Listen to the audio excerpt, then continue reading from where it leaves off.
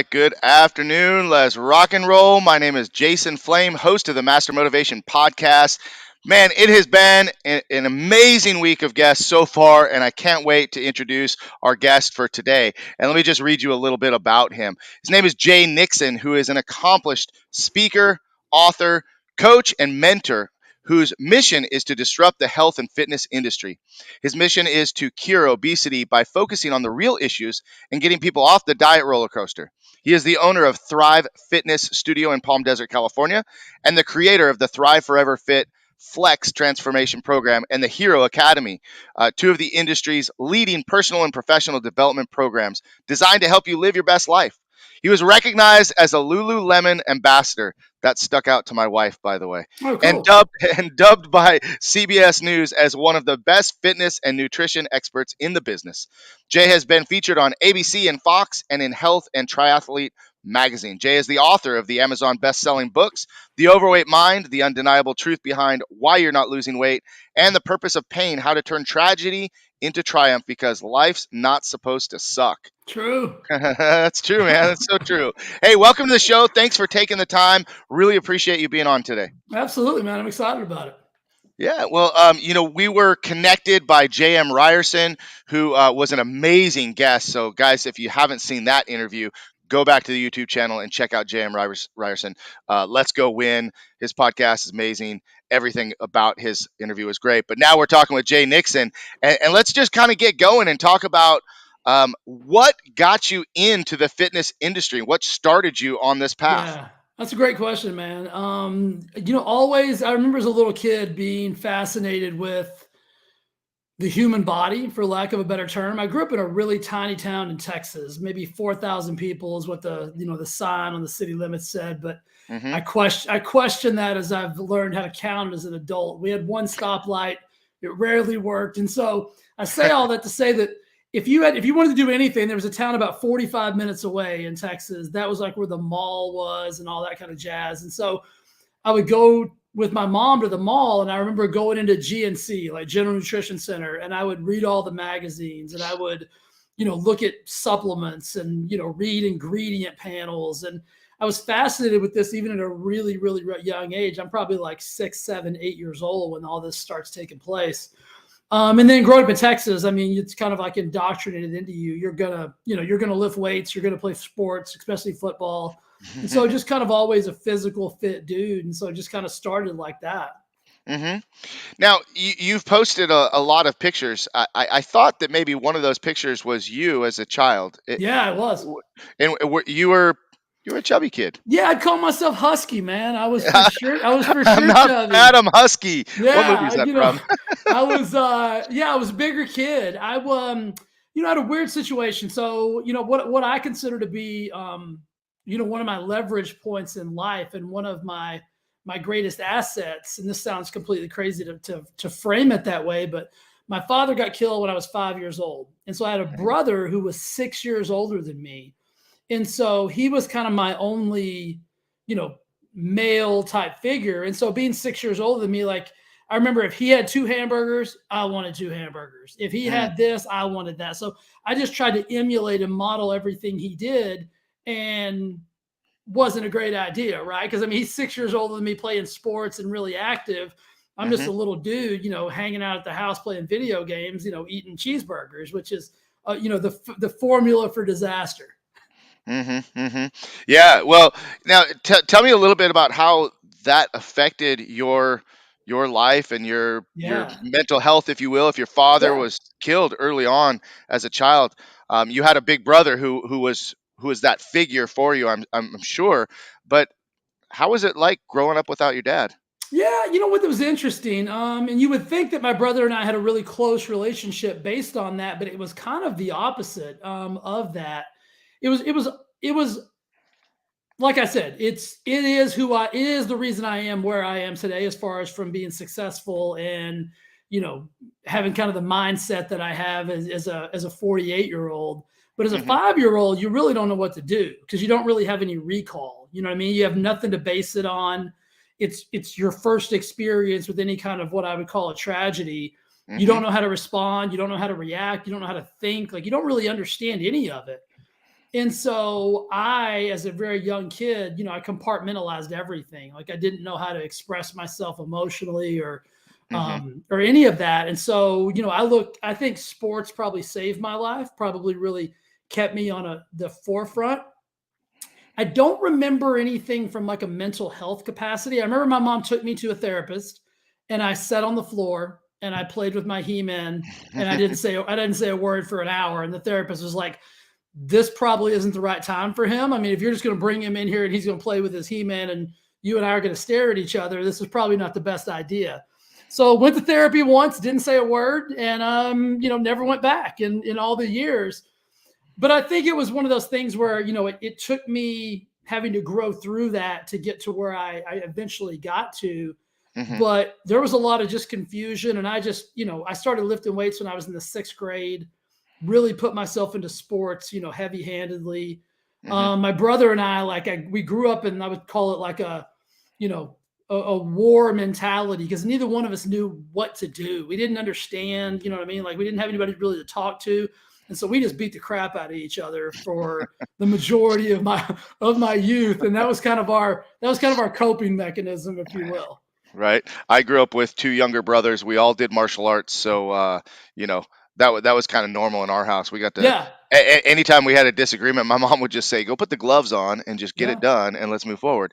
So your book, "The Purpose of Pain: Yeah. How to Turn Tragedy into a Triumph Because Life's Not Supposed to Suck." Is that what you were talking about? Was the passing of your father? Yeah. Or yes. Yeah, that's my second book. My first book I wrote, I'm a big mindset guy. I'm a big psychological, like, you know, and it doesn't make any sense. Like I went to a psychologist or a psychiatrist and just sat there, but I'm really fascinated with the human brain and why we do what we do. You know, Hmm. humans in general. Like I think we're the most amazing creatures on the planet from a psychological perspective. So my first book I wrote on like all of the mental reasons why people struggle with could be any kind of addiction, could be a food addiction, anything.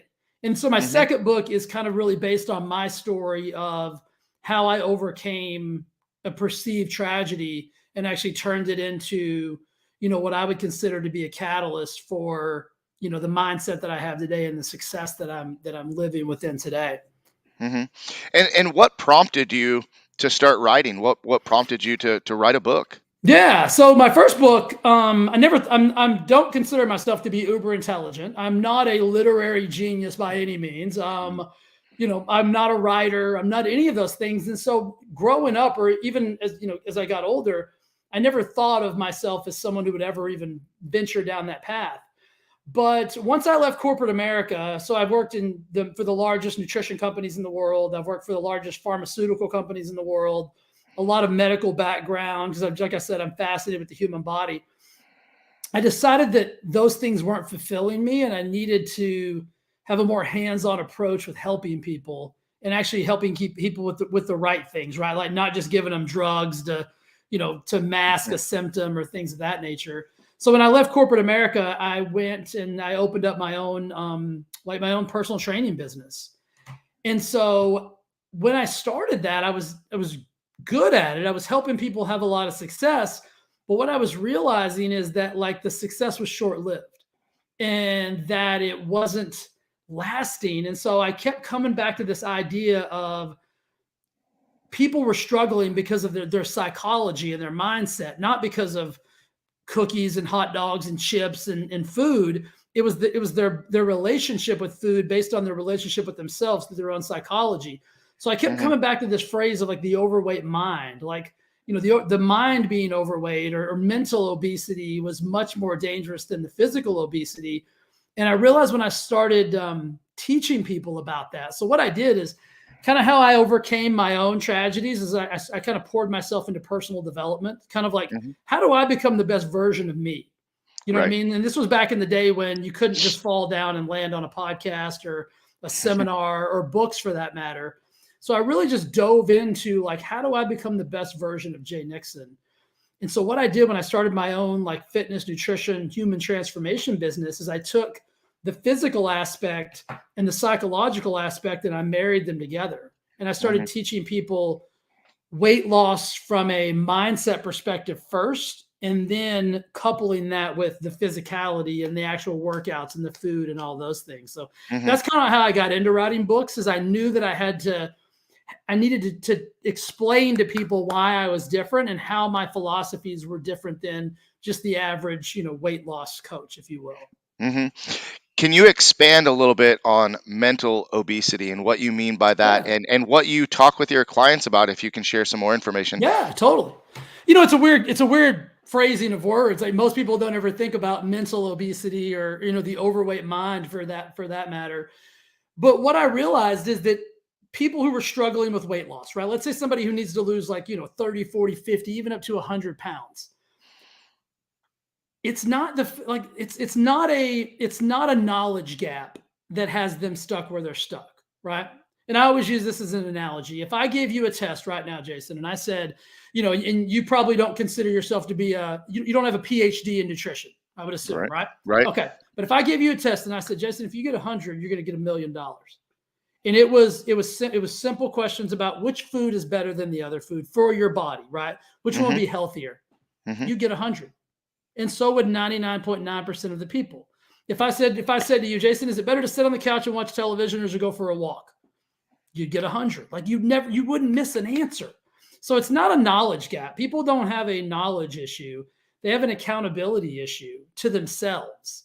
And so what I realized, it was their relationship with themselves. And then that relationship carried over to their relationship with food, and then their relationship with everything. And so once I started unpacking the reasons why people were overweight or struggling with weight loss, the weight started to come off. Weight loss is simply a side effect of you being in alignment with who it is that you desire to be, right?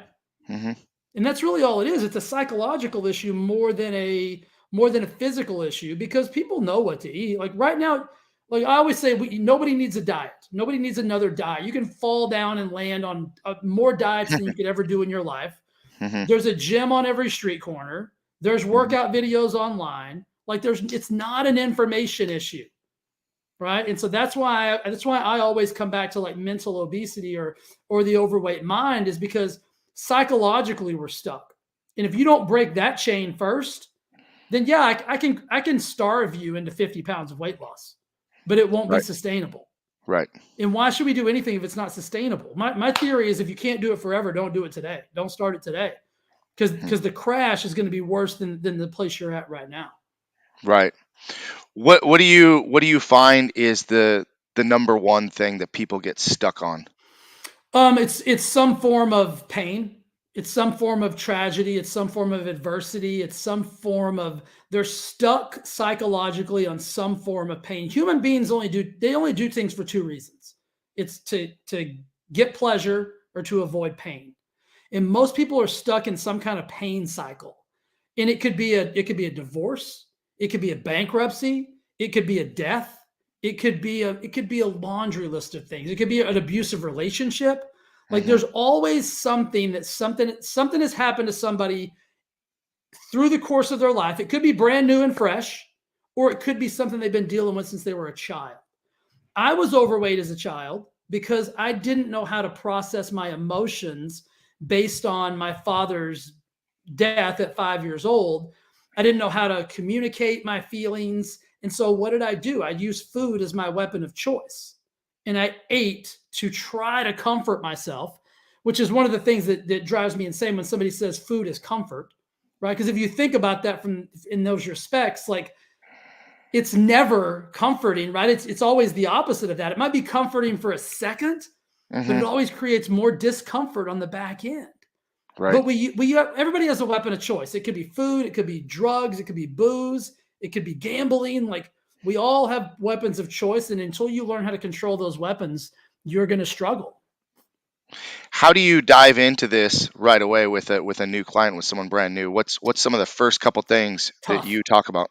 It's a tough conversation to have, because if I just open the door and I go right there, they're going to leave, because first of all, nobody wants to talk about that, right? So I always say that I use fitness and nutrition as a means to get people into my world.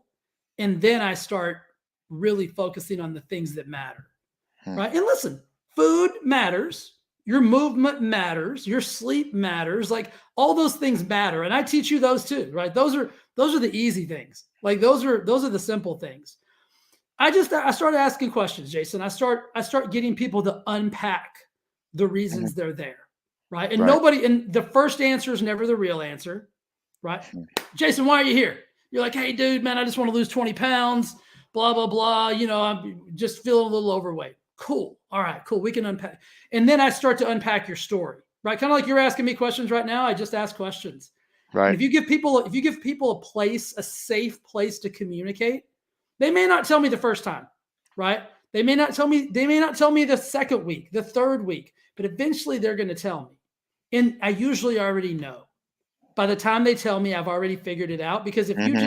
if you'll just shut this and open these, people will tell you everything you want to know without even actually knowing they're telling you what it is that you need to know. And then I just start to help them from that perspective, right? I try to meet them where they're at and not where I want them to be or not where they want to be. But I build a relationship and then I start to give them usable tools and resources that just makes sense, right? It's not Hmm. rocket science, but when somebody's open to it, then we start really you're working on the real things that matter. And then guess what? The weight starts coming off and it's like magic. But the weight loss is just a side effect. That's all it is. Right, right, right. Wow, powerful stuff so far. We're just getting into all these details here, guys. And I want to thank Juanita Cap for watching again today and commenting. The last thing she said was building a relationship first. And I find that as a coach, as a mentor, as a consultant, that's always the most important thing. I've been teaching martial arts for over 30 years, and as a young instructor, I would make the mistake of hammering the details and hammering the work, but I didn't really know. I didn't know what their goals were. First of all, I didn't know Right. what that person actually needed or wanted. I was just kind of doing my thing, and when we start to really build that relationship, we start to see things like you said. They start unpacking. Things start unfolding, and we really get to the root of the issue a lot easier. Yeah. And I'm just uber honest, Jason. So people will say to me, like, Jay, tell me exactly what I need to do. And I always say, like, if I or anyone else told you anything based on the information that I currently have, it would be at best a guess and most likely a lie because I don't Hmm. know enough about you to give you the information on what it is that you need to do. So this has to be a relationship. Like, and I have to have built enough credibility with you that you trust me at least enough to believe that my intentions are pure and that I really want to, that you can trust me. Yeah, Right. that's the key word right there. I believe is the trust issue. I often, Yeah. um, you know, work with children, and I have to gain the parents' trust first before they can even buy into our program at Totally. all, right? I mean, I could have the best martial arts program in the world. I could teach them how to defend themselves, get in shape, do all the things. But if I don't gain that trust from the student or from the parent, it's not going to go very far, and it's not going to have a lasting relationship.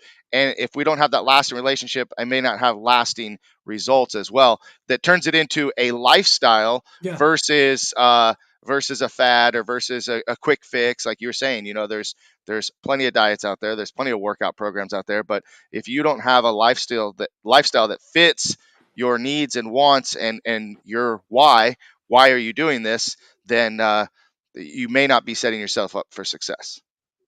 100%. Right. And I think that's where there's a differentiation between levels of coaches and levels of programs and things of that nature. I'm not the guy if you just want to starve yourself to get in a bikini for spring break.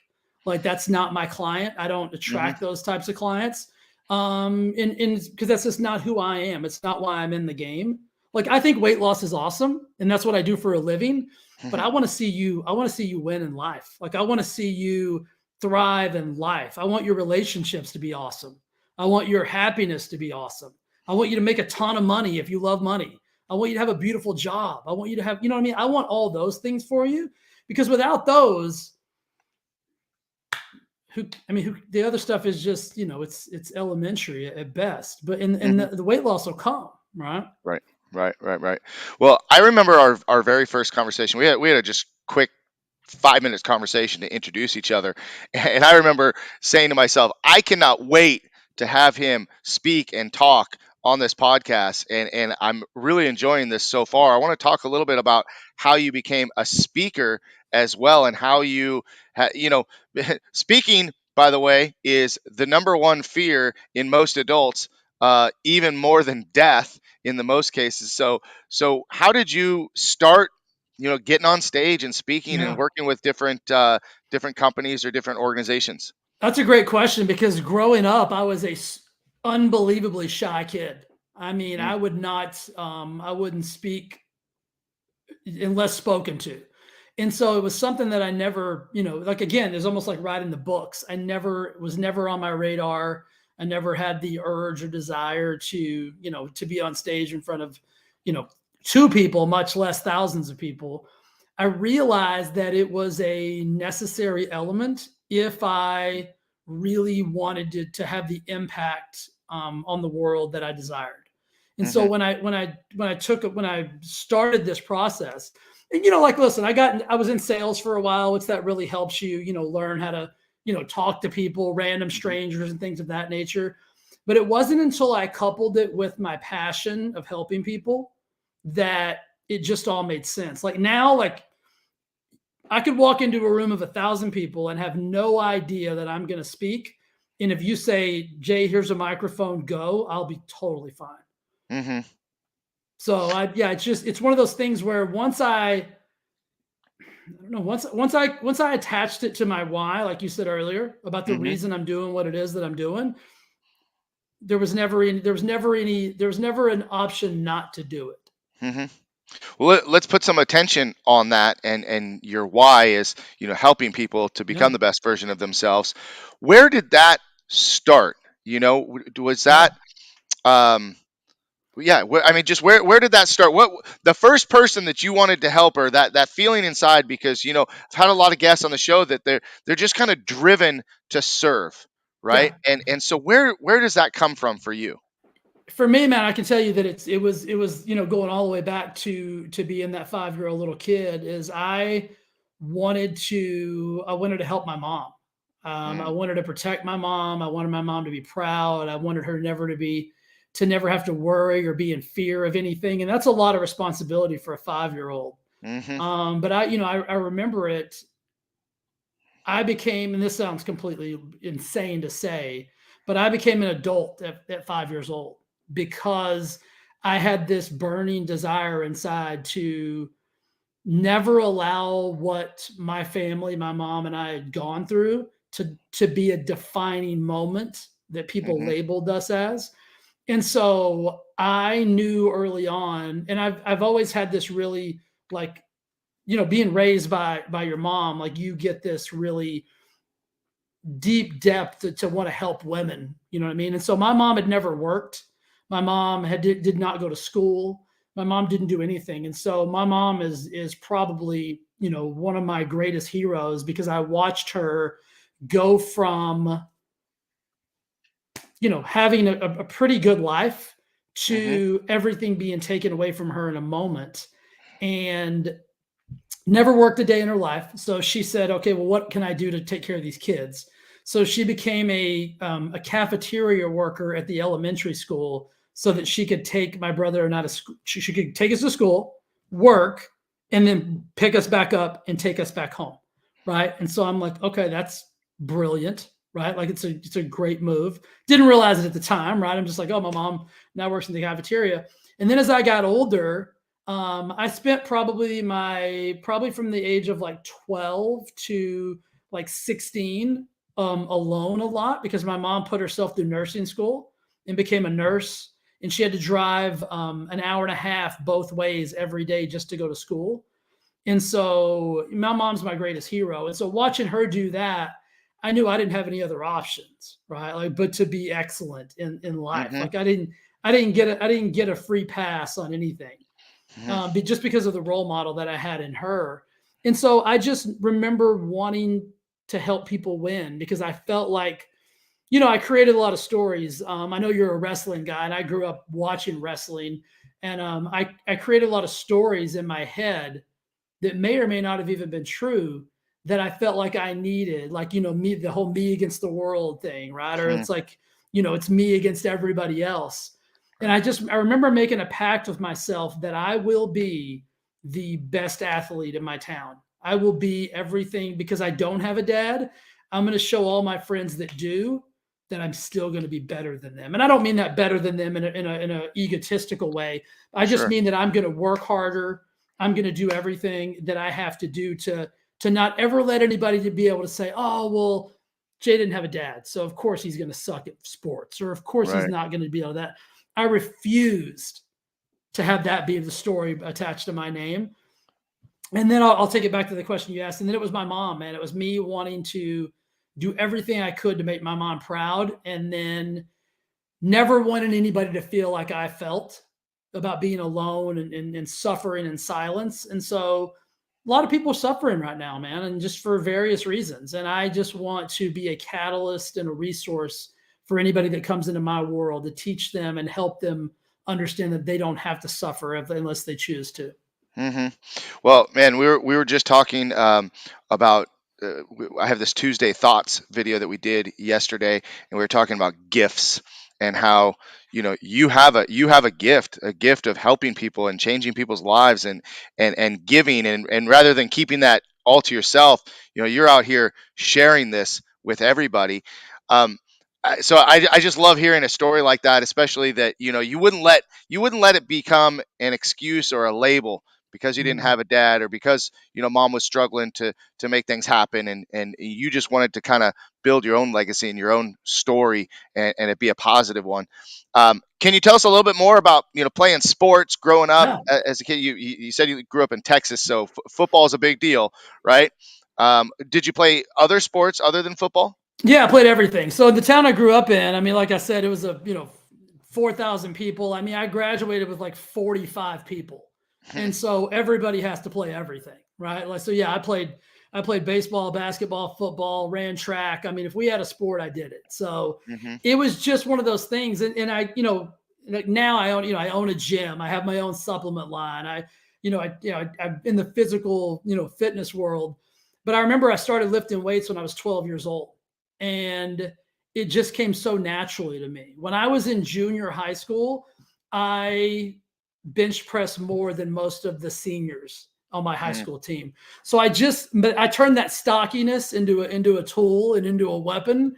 Hmm. And it really, it was really something that I utilized to my advantage of just being a really strong, really fast, really athletic kid. But yeah, sports are, I mean, like I said, I would say it probably saved my life as an extreme term, but it made my life dramatically better because it gave me guidance and it gave me discipline. And I know one of your thoughts and kind of something we talked about before is, who were your role models and who were your mentors and things like that. For me, it was always my coaches. It was always me. And I've always been the kind of person like, I'm first in, last out. I'll stay after and clean the locker room. Like I've always been the kind of person I wanted to make my coaches and the people I looked up to, I wanted to make them proud. And so Hmm. that gave me an extremely, aggressive work ethic. And that just, that's paid off, later in life. And as a kid, you don't even know, you just think you're playing sports and Right. you love to lift weights and you want to make your coaches proud. But yeah, that was really kind of for me. It was always my coaches that I wanted to make proud of me. Yeah, it seems like it's almost um, a lost trait in younger people, or just in general, the amount of pride they take in their coaches, in being a part of a team. I mean, you mentioned first one in, last one out. I mean, man, I can't tell you how many times that we've talked about that in my school in the martial arts Yeah. world of always being first on the spot, ready to go, and being the last one out, not leaving anybody to finish your job or finish what you got going on. My son is a high school wrestler, and one of the things that I love about it is that yeah, they learn how to work hard because wrestling is damn Yeah. hard, right? Real But deal.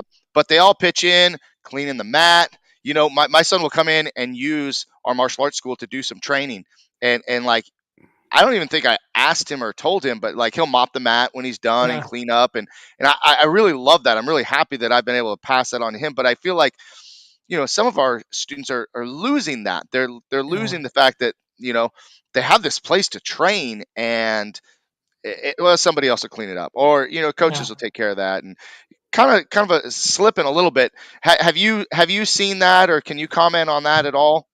Yeah, I mean, I think that's you're spot on. I'll give you a quick story about the differentiation in wanting to win and know and doing what's required as opposed to doing what's convenient.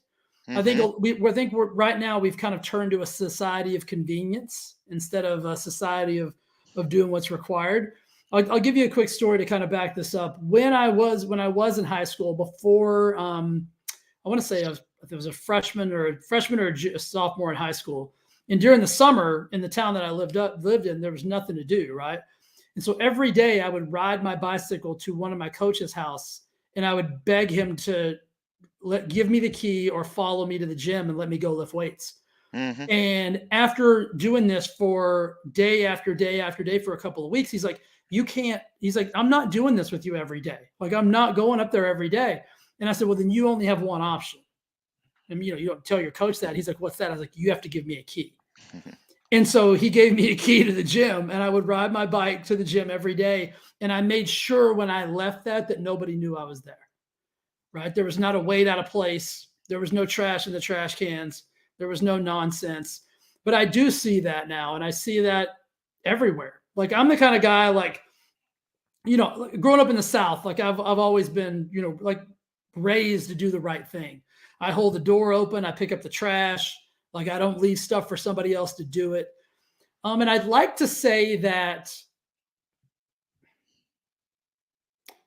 I don't even know where I learned that, Jason, like where I learned how to do that from. It just was ingrained in me from a Mm-hmm. young age of like I said earlier, be the first one in and the last one out, do the right thing, even if the right thing's uncomfortable. Mm-hmm. But I do see an erosion of some of those traits and those qualities. I am not I'm not a parent, and I always tell my significant other Lori, like the best decision that I made was probably not to have kids because I don't know if my parenting style would transition into 2022, 2023, because Mm-hmm. I would raise my kids with the same level of mindset that I grew up with, and they probably wouldn't have any friends. They would probably be very, they would probably be very dedicated, very inspired by the will to be successful and the will to want to win. Well, I love the way that you phrase that. Is that, there's doing what is required versus doing what is convenient, and I think that Yeah, that's really the thing. I mean, let's look at society in general, and what we have allowed and what we have created. Uh, Everything is so simple as far as convenience. I yeah, mean, talking about health and fitness and food, right? I mean, it's so much easier to go to the drive-through than it right, is to meal prep or buy the right foods and keep the right foods yeah, in your house, right? It's easier to walk away and let someone else do it. You're talking about the cleaning up and doing the right thing, and um, I think that goes to speak about just the world in general, right? If we should leave a place that we train in, or that we work out in, or that we go to better than we found it.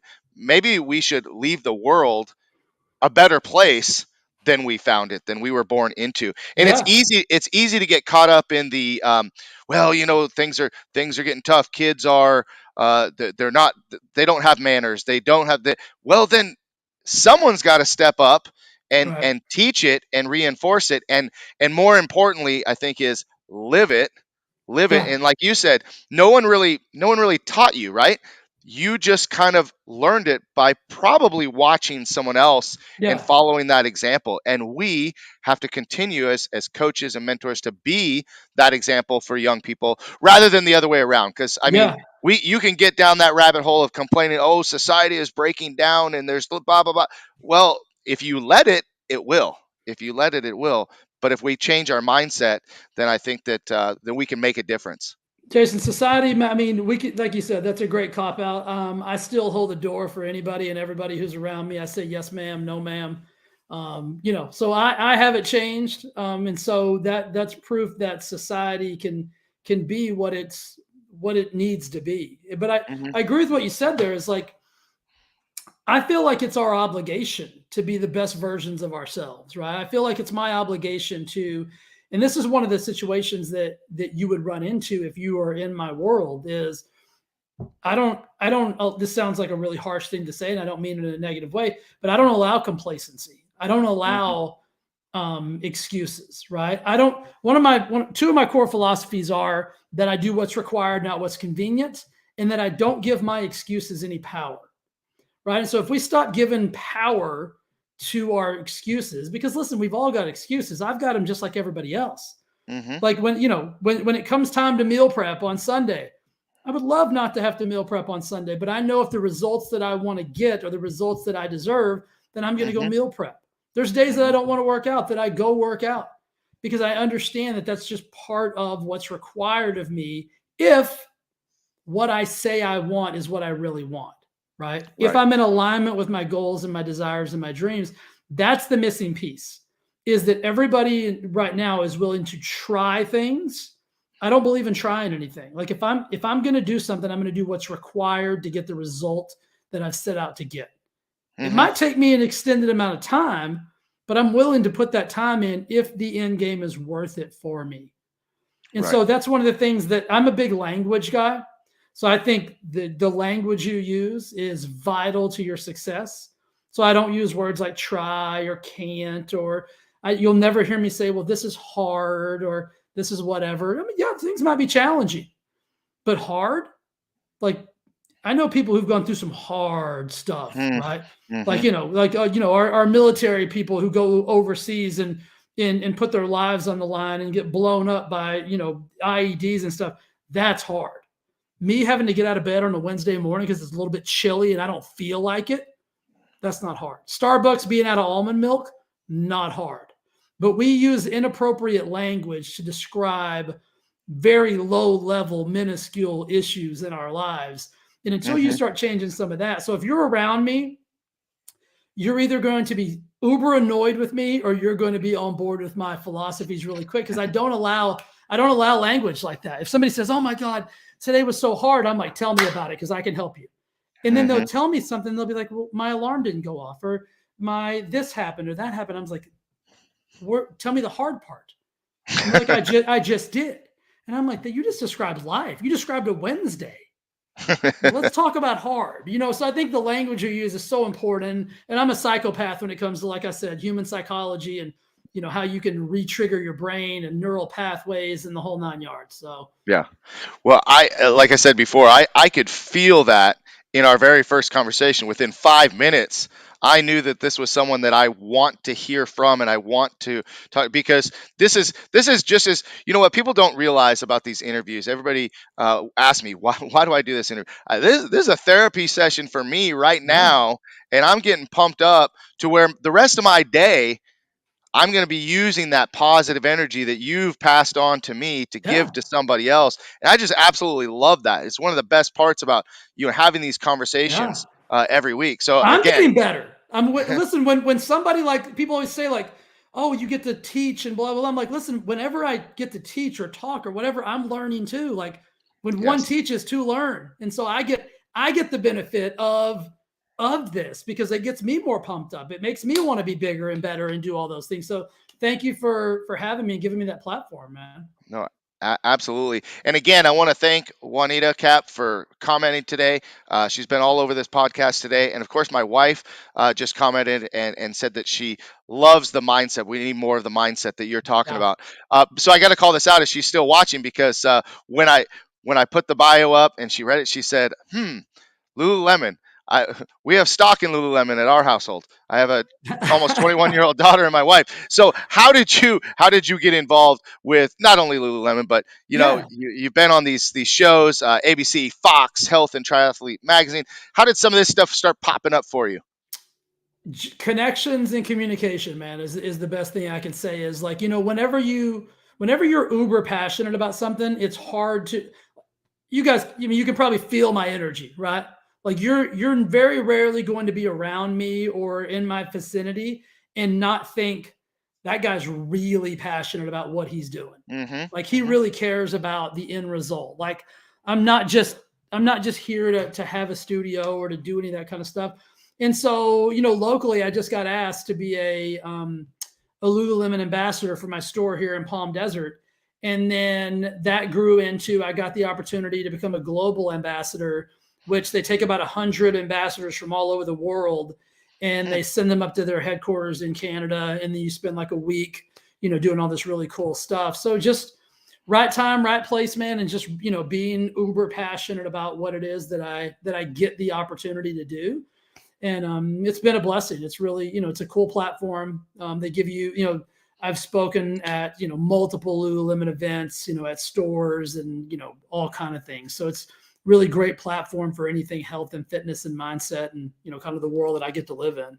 Oh, that's amazing. Well, so we're not too far apart. I mean, I'm in California as well. You're in Palm Desert. I'm in Ventura County. Okay. So probably what, 2.5, Yeah. About maybe two, 3 hours. 2.5. Not too far. So tell me about your gym. Yeah, so I've got a boutique fitness studio here in Palm Desert. It's probably about 1,000 square feet. So we do, one-on-one training. We do a bunch of big group classes. It's my philosophy on kind of like where high intensity interval training meets functional fitness. So we do, everything from assault bikes and rowers to I have power plates. We do TRX. We do kettlebells, dumbbells. It's pretty much just a functional high intensity interval training studio.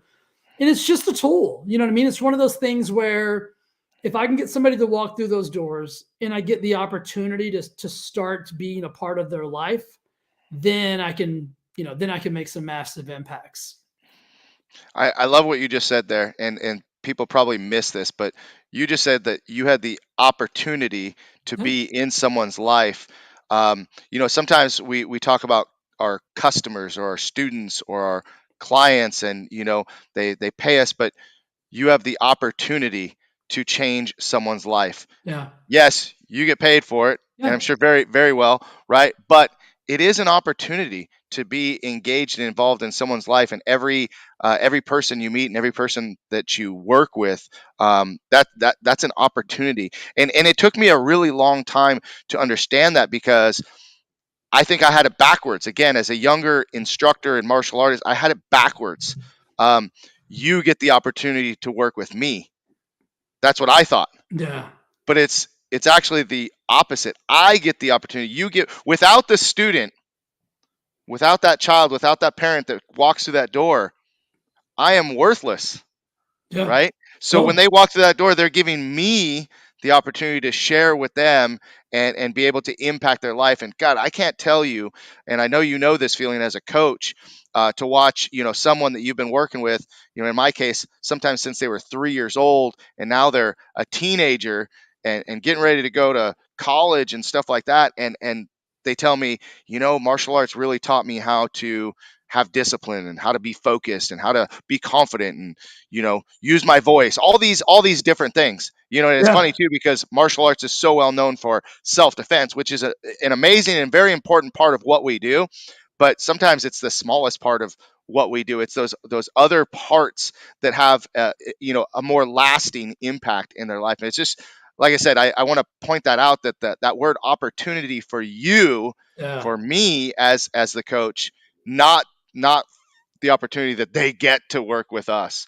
Different mindset altogether. Totally. And I take that as an obligation too, because if you're willing to give me that opportunity, then you deserve the best that I have to offer you. And so I have Hmm. to make sure that a lot of times you get questions like, well, hey Jay, what separates you from everybody else? And I can't answer that question because I don't know everybody else, but I can tell you this, that I don't take this lightly, and I am living every principle that I am teaching. Right. And I Hmm. think there's a disconnect a lot of times. And I want to make sure that if you come into my world and I do get the opportunity to be part of your journey, that it's an obligation for me to show up and be the best version of myself that I can be for you. And Hmm. I'm sure you feel this as well. Like, I've been blessed enough to have the chance to help people all around the world. Some of these people I've never even had the opportunity to talk to. They've simply just read one of my books.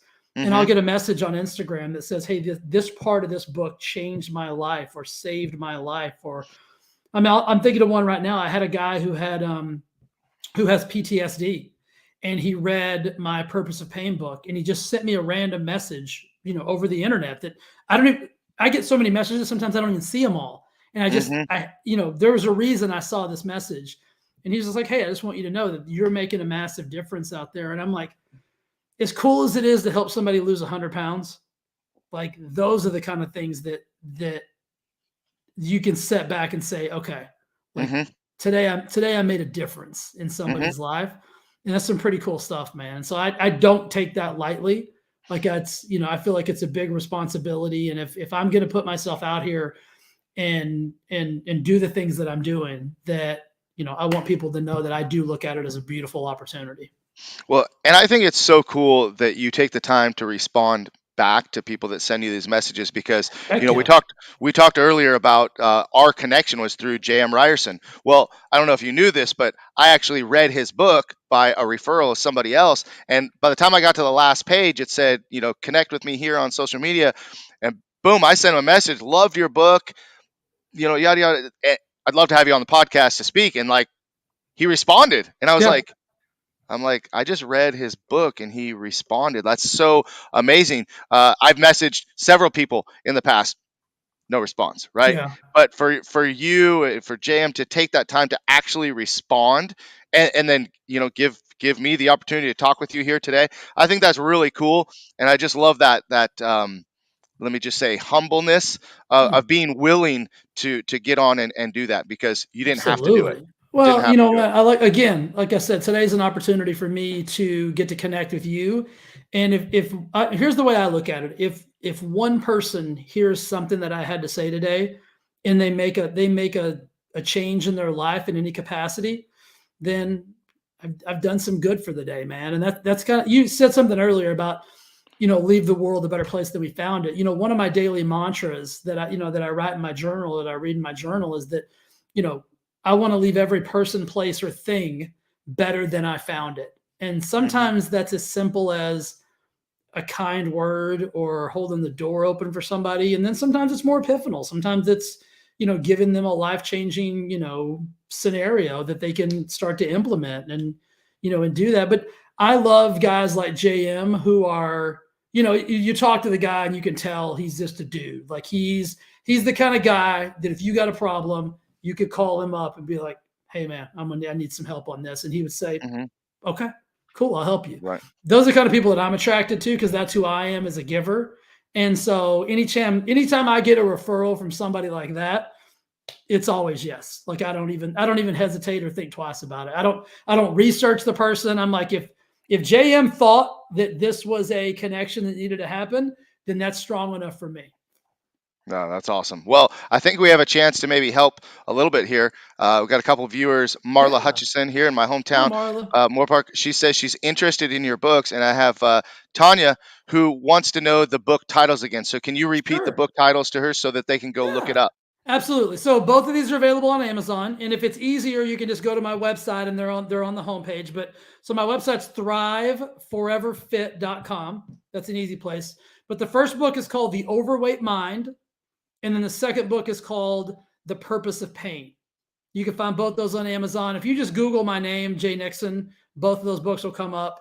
And I would be honored if you read those and let me know what you thought about them. Amazing. Well, I definitely look forward to reading those. I haven't read them yet, so definitely going to pick those up. And Marla or Tanya, if you pick them up and you read them, we got something to talk about. So let me know when you guys get those books. Cool. We're getting close. We're just right after that 45-minute mark today, and want to give anybody else an opportunity that's watching here live. If you have any questions for Jay, any questions for myself for that matter, that you want to ask before we wrap things up, please post those in the comments below. And please feel free to share this video. I think this has been Yeah. a great use of our time for 45 minutes, talking about a lot of great topics today, and would love to see more people get reached and hear this message. So, Jay, is there anything that you want to close the show with? Any closing thoughts that you'd like to leave our viewers Yeah. with? And what I would say to anybody who's watching on replay or after the fact or whatnot, feel free to reach out to Jason if you have a question for me, and he can get it to me, or you can send it to me personally. I make a very concentrated effort. I have an assistant that just scours my social media to make sure we don't miss any questions, because I do want to help people. That's my centralized goal. What I would say to anybody out there who is looking for anything better, anything elevated, is make sure you're surrounding yourself with the right inputs. And what I mean by inputs, that's the people that you're surrounding yourself with, the Mm-hmm. conversations you're having, the podcast you're listening to, the television shows, the radio. It all matters. And I've got a philosophy on input that I'll share with you that I think will be uber beneficial. So with inputs, they've either got to be implementable or they've got to be deleted. So what happens to most people is they'll get stuck in what I call an information vortex. Mm-hmm. They will consume, and then not do anything with the information. And then that just becomes like a big, heavy backpack that you're carrying with you everywhere. And it actually makes you feel more overwhelmed than you were before you consume the information. So if you'll simply start a philosophy of either implementation or deletion. So if you heard Jason and I say something today that you thought was really awesome, implement it. If you heard something that we said today that you thought was worthless, forget about it, delete it. So do that. Just start using that for everything. Like, what inputs are coming into your world, and then start implementing the things that you can do today that'll make your life better. Wow, that's really powerful. I think that that's great advice to finish with today. I know that there's been many times where I have been collecting this information, and like you said, you get stuck. And that was a good analogy of you got a heavy backpack just weighing you down. Yeah. We gotta discard. And it's funny because my family just moved, right, and it felt so good to get rid of the stuff we didn't need. Yeah. Oh my God, like we're moving, and it's like all this stuff. And then when we pared down to only the things that we needed, it just felt, I mean, you could feel the weight come off Totally. your shoulders, and the information is really the same thing. So thanks for sharing that Yeah. with us today. And just want to remind everybody, guys, check back here each and every Monday and Wednesday. I have guest book all the way through almost the end of this year. So the next couple of guests coming up, we got Boone Brown and Brendan Cleary next week. We got Gabby Abdelgadir and Vince Valor the week after that, and so many more. So just keep following me on Facebook or Twitter, Instagram, wherever. And please subscribe to the YouTube channel. Encourage your friends to do the same. We've got over 135 interviews so far with amazing guests, just like Jay Nixon. So please make sure to subscribe to that so you know who's coming up next, and check out some of the past ones as well. So Jay, thank you so much. Hang out for about 60 seconds as this video plays out. We'll have a quick chat before we go. But again, thank you so much for being on the show today. Oh, thank you for having me, brother. Appreciate you. All right, guys, we'll go out and make it a great day. Enjoy the rest of the week, and we'll see you real soon. Take care.